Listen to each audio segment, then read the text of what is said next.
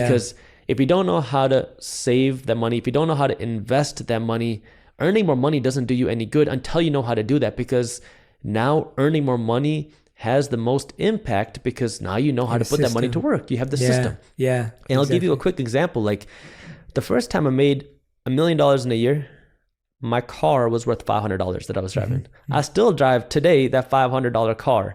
Just last week before I came out here to California, my homeowner association called me and they said, "Hey, Jaspreet, we have a number of complaints about a junk car sitting in your driveway." And this is a true story. They said it's been sitting there because I was in California for a long time. They said it's been sitting there and people say that you should take these junk cars and put them in storage. And I was like, well, for your information, it's not a junk car. That is my car that I take to and from work every single day. It doesn't have a bumper on it, but it works. And they were like, well, you have to put it higher or further in the driveway so people don't see it. And I was just like, oh my God, like, you don't get it. Like, you know, and it's not that I can't go out and buy another car.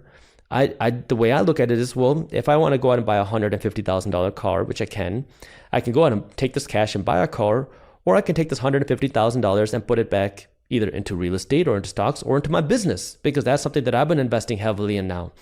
I started a company called Market Briefs, which is a financial newsletter company, and we're trying to grow aggressively because I want to make financial news more accessible. Because this is something like I look at the things that were very hard for me to understand. Like CNBC used to be something I used to like watching, but it was just so complex. None of the things made sense. There's just so many things happening. And so now you might watch and say, I want to be better with my money. And so now you start watching the financial news because where do you go next? And then all of a sudden you get hit with all these complex terms and things that don't make any sense. And you turn it off.